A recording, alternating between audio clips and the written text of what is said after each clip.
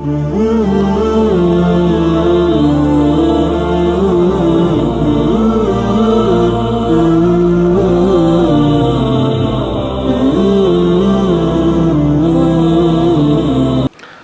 الله الرحمن الرحيم الحمد لله رب العالمين والصلاة والسلام على من أرسل رحمة للعالمين نبينا وأستاذنا وقدوتنا وعلى آله وأصحابه ومن تبعهم بإحسان إلى يوم الدين وبعد وداباتوج وندموج الناتوج توجي بمجمرة السلام عليكم ورحمة الله وبركاته قديك وراتوج بوهلا الله سبحانه وتعالى بس فقادونو እንድንተዋወስ ላደረገን ጌታ አላህ ምስጋና ይገባው። በዚህ መሃል ላይ እንግዲህ ዓለም ብዙ ነገሮች ይዛ ነው የምናያት። ይህም ሳይበቃ ደግሞ መማማሩና መገናኘቱ ብቻም ሳይሆን በተማማርናቸው ትምህርቶች እኔንም እናንተም የምንጠቀም አላህ ያድርገን። በምንማማራቸው ትምህርቶች የዛሬው ትምህርት ርዕሱ ኩራትን በሚመለከት ነውና ይሄ ኩራት የሚባለው ነገር ልባችን ላይ እንደ በሽታ የተቀመጠብን ሰዎች ካለን የምንለወጥበት የምንታረምበት የምናርምበት አላህ እንዲያደርግልን ጌታችን እየተማጸንን ወደ ዛሬው ርዕሳችን ኢንሻአላህ እንገባለን። ያው እንግዲህ ትምህርቱ ላይ ምን ጊዜም ስንማማር ተናጋሪው ጥሩ ሆኖ አድማጩ መጥፎ ሆኖ አይደለም። እኔም አንዱ የሰው ልጅ አካል ነኝ። ካሉት እዚህ ነገር ላይ መማርበት ወንድሞቼን ማስተዋወስበት ካላስተካከልኩት ማስተካከልበት ወንድሞቼ እህቶቼም ካላስተካከሉ የሚያስተካክሉበት ትልቅ ነገር ነውና ኢንሻአላህ እንተዋወሳለን። እንግዲህ አላህ Subhanahu Wa Ta'ala በተከበረው ቃሉ ምን ይላል? تلك الدار الآخرة نجعلها للذين لا يريدون علوا في الأرض ولا فسادا والعاقبة للمتقين ይላል። ያቺ የዘላለም አገር የምትባለው ታላቋ አገር ለነዛ በምድር ላይ መኮፈስ ለማይፈልጉ ሰዎች ነው ይላል። አንድ ትልቅ አገር ሁሉም ይጠብቃል።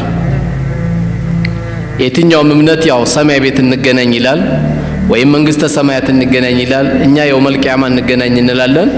ሆነም ቀረ የሰው ልጆች በአብዛኛው መቀስቀስ እንዳለ ወይም አላህ ፊት መቆም እንዳለ ያምናሉ። እና አላህ Subhanahu Wa Ta'ala ሁሉም ሰው ያችን ቀን አይወርሳትም። የሚወርሷት እነዚህ አይነት ሰዎች ናቸው። እነዛ በምድር ላይ በሚኖሩበት ጊዜ በማንኛውም ሁኔታ የሚኮፈሱ አይደሉም ማለት ራሳቸውን ዝቅ አድርገው ራሳቸውን አሳንሰው ከትንሹ እስከ ትልቁ ላይ ሳይኮፈሱ የሚኖሩ የሆኑ ሰዎች አላህ Subhanahu Wa Ta'ala ያቺን ሀገር ያዘጋጀውት ለእንደነዚህ አይነት ሰዎች ነው ይላል። ዱንያ ላይ የተንባጣረረ ሰው የናቀ ሰው ያሳነሰ ይሄ ሰው በኋላ በምንማማረው ሐዲስ እንኳን ጀነትን እንኳን ሽታዋን እንደማያገኝ ነው የተነገረው። ያቺን ሀገር ግን የሚወርሷት የመጀመሪያው መገለጫቸው ይላል አላህ Subhanahu Wa Ta'ala لا يريدون علوا ከፍ መታየትን የማይፈልጉ ናቸው ይላል አላህ Ta'ala። እነዚህ ሰዎችን ደግሞ አላህ ሲያስተምራቸው ይሄንን ቀን ለማግኘት ወይም የዚች ቦታ ከፍ ያሉ ሰዎች የተባሉት እነማን ናቸው? አላህ ሲነግረን ስለነዚህ ሰዎች ምክር መክሯቸዋል። ያ ምክር የሚጠቀሙ ናቸው። ምንድነው ምክሩ? ወላ ተምሺ ፊል አርዲ መርሐላቸው። ኩራተኞች ካላቸው አንዱ መገለጫቸው ምንድነው? መሬት ላይ ነጠር የሚሉ አሉ። መሬቷ ሰፊ ሆና እነሱ ብቻ የሚያጥርባቸው ሰዎች አሉ። ወላ ተምሺ ፊል አርዲ መርሐን፣ በምትሄድበት ጊዜ ነጠር አትበል። ለምን? ኢነከ ለን ተኽሪቀ አልአርደ ወለን ተብሉገ አልጅባለ ጡላ። እነጥርባታለሁ ብትል መሬትን አሰነጥቃትም። ወደ ላይ ደግሞ ከፍ እያልኩ እነጥራለሁ ደግሞ ብትል ተራራ ላይ አደርስም እያለ ነው። ትንሽ ናንተ ሰዎች የበለጠ ትንሽነታቸውን የሚያዩት መቼ ነው?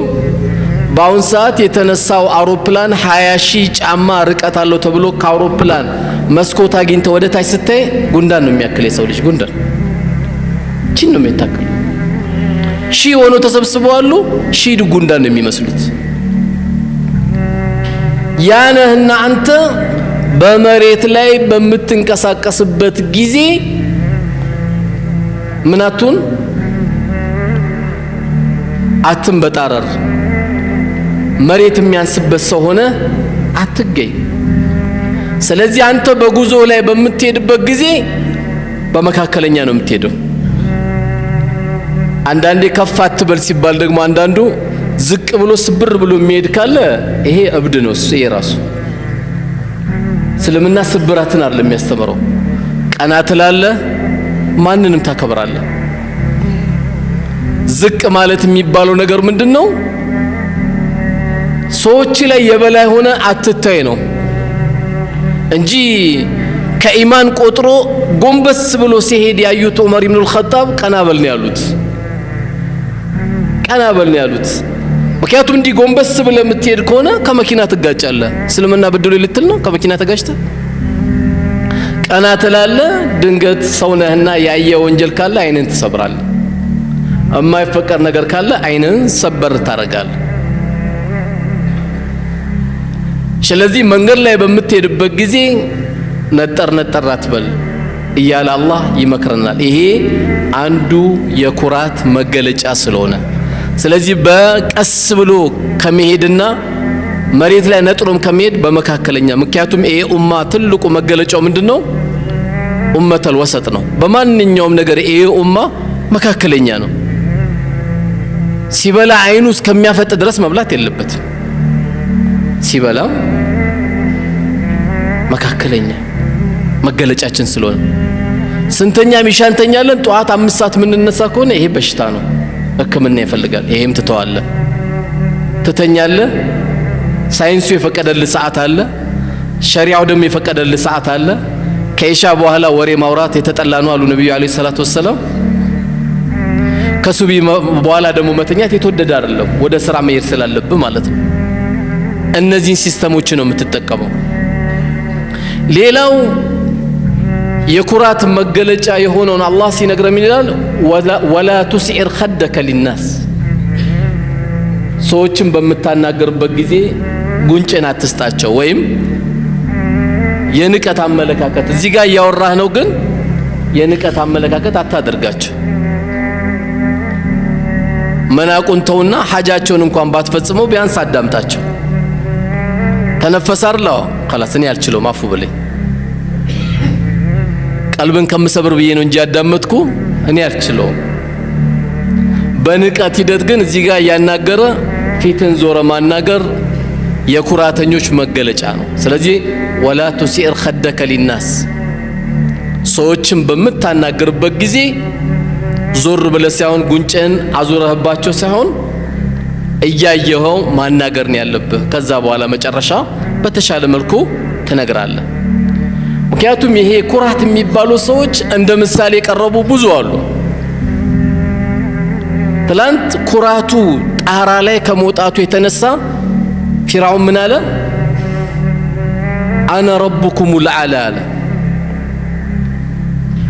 ጌታችሁ ነኝ ብቻ እኮ አይደለም ያለው ፊርዓውን፣ እኔ ትልቁ ጌታችሁ ነኝ አለ። ትልቁ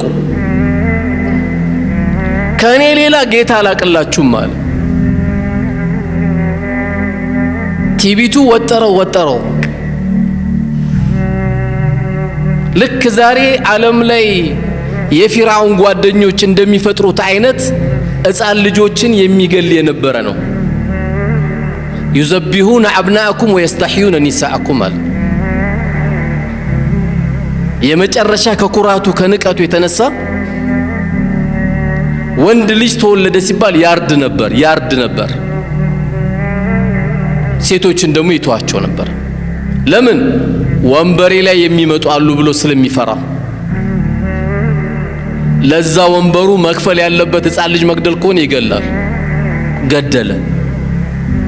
ከኩራቱ የተነሳ ምን አለ? እኔ ነኝ ትልቁ ጌታ አለ።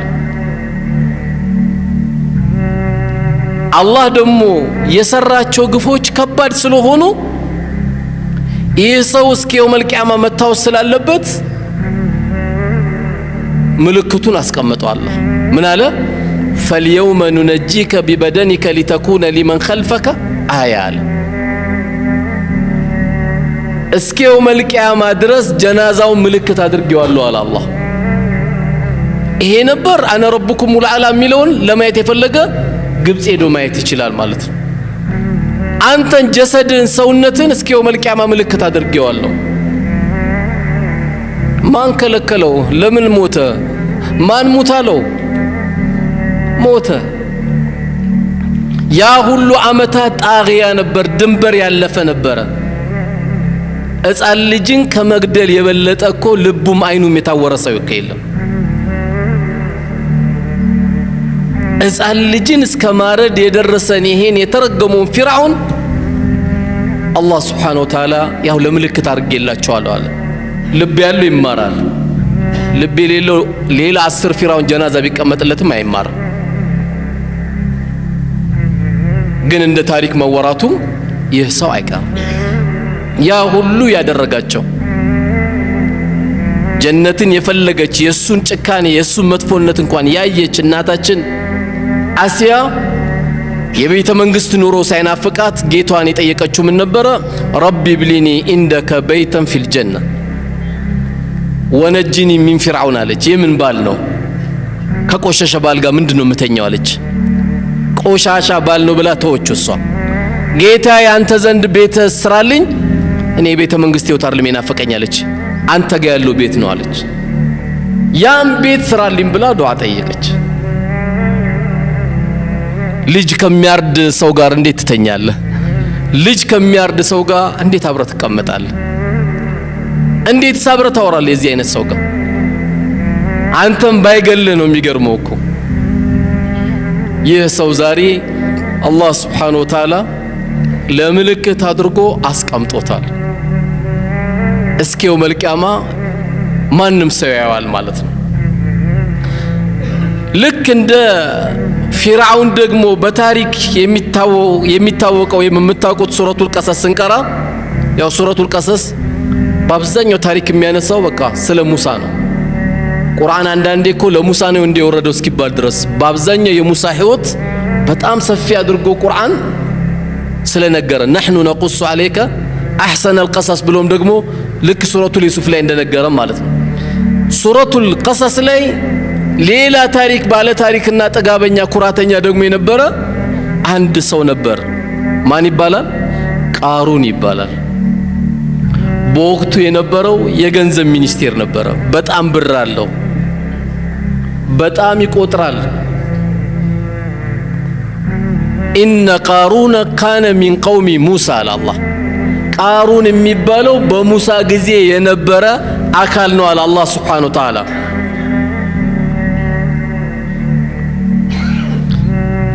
ይህ ቃሩን ድንበር ባለፈ ጊዜ በወቅቱ የነበሩት አላህን የሚፈሩት ሰዎች ምን ብለው ይመክሩት ነበረ? ወብተጊ ፊማ አታከ አላሁ ዳረል አኺራ ይሉታል። ያንተ ሀብት ያንተ ነው፣ ያንተ መልካም ላንተ ነው። ስለዚህ አላህ ከሰጠ ርዝቅ አካፍል ስጥ አሉት። ወብተጊ ፊማ አታከ አላሁ ዳረል አኺራ፣ ያቺ የመጨረሻ ሀገር የሆነችውን ጀነት ግዛበት ብለው ሰዎቹ መከሩት። ይህን በመከሩት ጊዜ በጣም ቆሻሻ ንግግር ተናገረ። አንዳንዴ እንዲሚል ሰው ስላለ ነው። ዛሬም አንዳንዴ ቃሩኖችን አታጣም። በጣም ከበደው የተባለው ነገር ገንዘብ በጣም ስላለው አኺራ ገዛበት፣ የቲም ኸድምበት፣ ሸህ ኸድምበት፣ ዑለማ ኸድምበት፣ የአላህን ቤት ስራበት፣ ቤተሰብ አስደስትበት። ይሄን መልካም ስራ ብለው ነው ከሄዱት እነሱ። ምን አለሱ? ኢነማ ኡቲቱ አላ ኢልሚ ያለ እኔ የሁሉ ብር እኮ አላህ የሰጠኝ እንደሚገባኝ ስላወቀ ነው አለ። ልክ አንዳንድ የዘመኑ ሰው ይላል በኢልማችን በእውቀታችን በጥበባችን ይላል። ማታ 4 ሰዓት ተኩል ስታየው ያለ ጥበቡ ወርቋል፣ ተኝቷል እኮ። የቱን ያንተ ጥበብ? በአላህ ኃይል እንጂ አንተ የለህም። ቃሩን ከባድ ንግግር ተናገረ። በቃ አላህ እቺን ከባድ ንግግር ቁርአን ላይ ያስቀምጣት። ጉራው ደግሞ አላህ ሱብሓነሁ ወተዓላ ምን አደረገው? ይሄም ባለ ጊዜ فخسفنا به وبداره ገንዘቡንም እሱንም አስምጫዋላት መሬቱ ያ የጎረረበት የሚባለው ገንዘብ መሬቱን ማናገራት አስምጭ ከነ ገንዘቡ መጀመሪያ እሱ እየሰመጠ ነበረ ከዛ ምን ብሎ ተናገረ ሙፈሲሮች እንደሚሉት እኔ ሰምጬ ሙሳ ብሩ ሊወስደው ነው አይደል ብሬ ሊወስደው ነው አይደል አሁን ሰው ማለት ያለበት ተውባ ነው እንጂ ያ ረቢ ቅርበሌ ማለት ሲገባው ብሬ ልትወስደው ነው አይደል እኔ ሰምጬ ያለ አየ ሲዘጋባ አቅለ ከነ ብሩ አለ አላህ ከነ ንብረቱ አላህ አብሮ እንዲሰምጥ አደረገ እስከ የውመል ቂያማ የሚሰምጥ መሬት ውስጥ የሚሰምጥ ማን ነው ቃሩን ነው ገንዘቡ ማልጠቀመው ምኑም ማልጠቀመው ስለዚህ እኔ በእውቀቴ የኛ ዘር መጅዳሃለው እኛ ዘር እኮ በደህነት አንታወቅም የሚል ካለ የቃሩን ጎረቤት አትሁን ተው የዚህ አይነት ንግግር ማንም የሰው ልጅ ሲወጣ ራቁት ነው የወጣው ከዛ አላህ Subhanahu Wa Ta'ala የሚፈልገውን ነገር አከፋፈለ ሲያከፋፍል ቂብላ ስለዞርክና ሙስሊም ስለሆንክ ሳይሆን ላላመነውም አላህ ይሰጠዋል ይሄ የሱ ስጦታ ኩራተኞች ሌላ ሶስተኛ ኩራተኞች በተለይ ወንበር አለን ጠባቂ አለን መሳሪያ አለን ከዓለማት አያልነን ለሚል ሁሉ እንደ አምባገነን ከሚገለጸው አንዱ ማን ነው ነምሩዝ ነው ነምሩዝ በማን ጊዜ የነበረ ነው በነብዩላህ ኢብራሂም አለይሂ ሰላም ጊዜ የነበረ ሰው ነው ይህ ሰው አነ ኡህይ ወኡሚት ብሎ ሁሉ ተናግሯል እኔ እገላለሁም ሕያው ማደርጋለሁ አለ እገላለሁ ሕያው ማደርጋለሁ ሲል የነበረው እስቲ ያሳየን ሲሉት አንድ ሰው ይገልና ከእስር ቤት ደግሞ አንድ ሰው ያወጣና ይሄው ሕያው ያደረኩት ይሄው ገደልኩት ይላል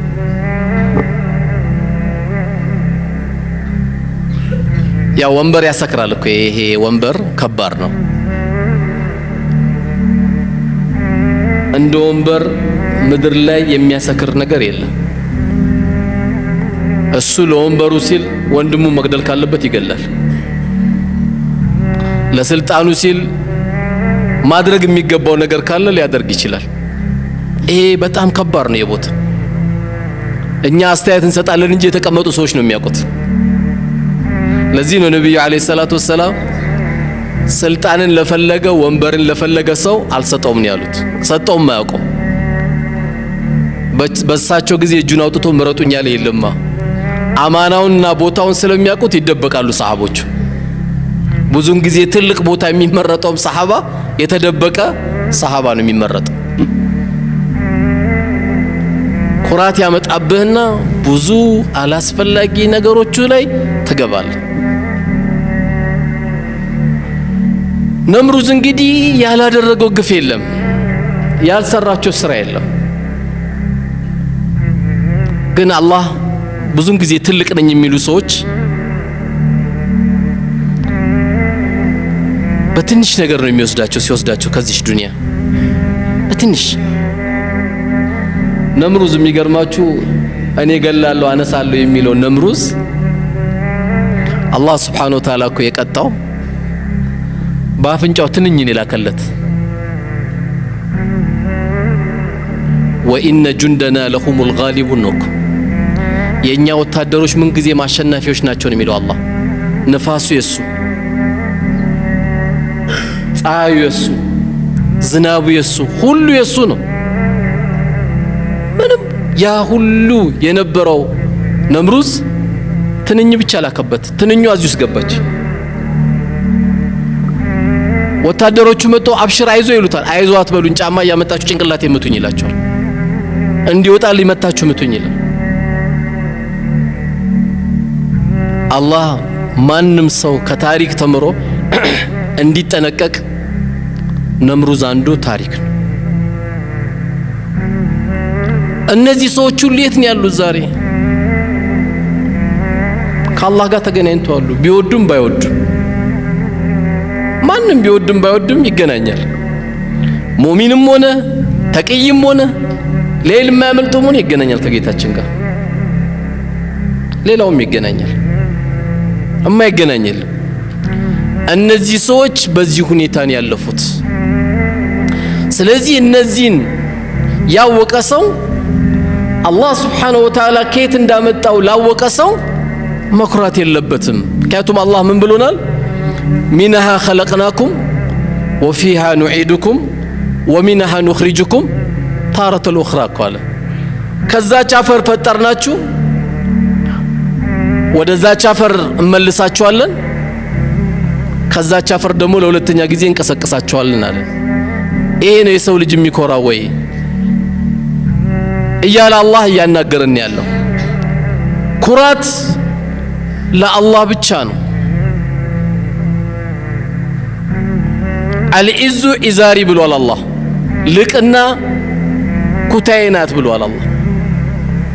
ኩራት ለአላህ ብቻ የሚሰጥ ነው። ለዚህም ነው ነቢዩ ዓለይሂ ሰላቱ ወሰላም ላ የድኹሉል ጀነተ መን ካነ ፊ ቀልቢሂ ሚስቃለ ዘረቲን ሚነል ኪብር አሉ።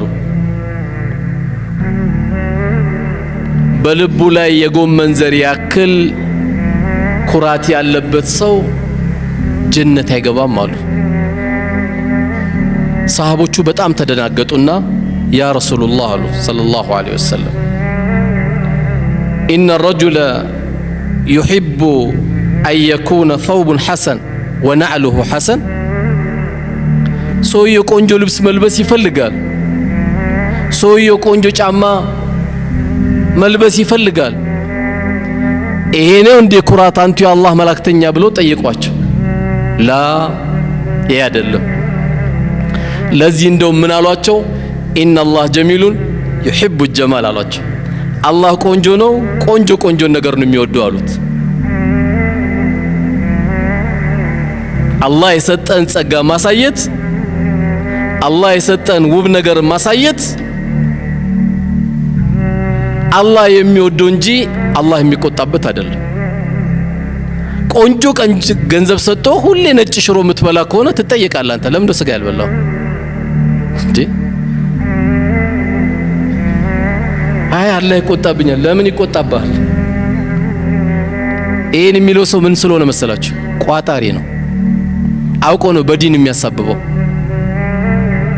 አብላ የወጥ ሽታ ያጡ የስጋ ሽታ ያጡ ሰዎች አብላ፣ ኒዕማን ገንዘብን አሳይ።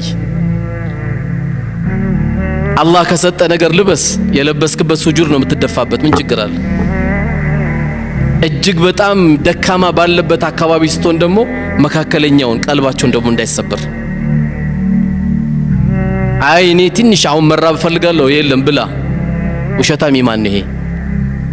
መልበስ ካለብህ ልበስ። ጠረን ጓደኞች እንዳይከፉ ጥሩ ሽቶ ተቀባ። አላህ ከሰጠ ተገባ፣ ካልሆነ ደግሞ ጥሩ ታጠብ። የግድ ሽቶ አይጠበቅብህም። ካላገኘ ጥሩ ታጠብ፣ ሽታ አይኖር። አላህ ቆንጆ ቆንጆ ነገር ነው የሚወድ።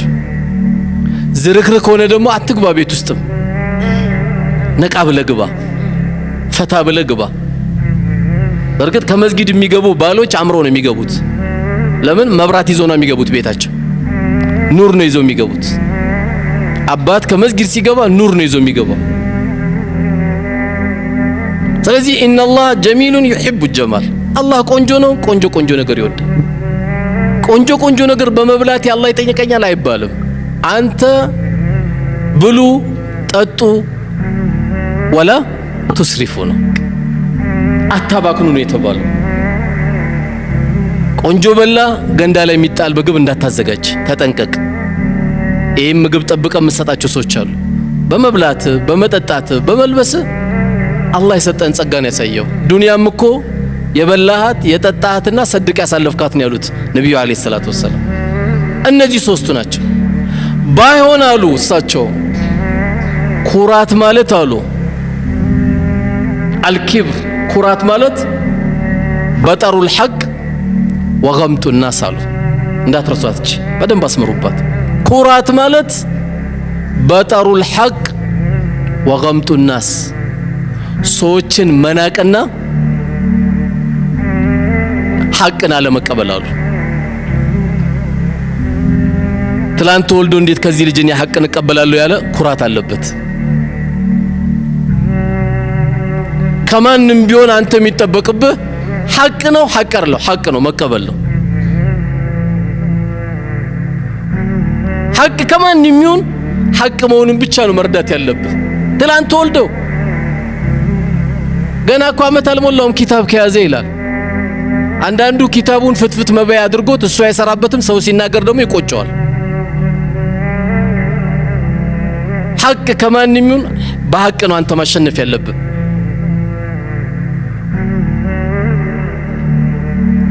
መለኪያችን ሰው ሳይሆን መሆን ያለበት መለኪያችን ሐቅ ነው፣ ሐቅ አይደለም።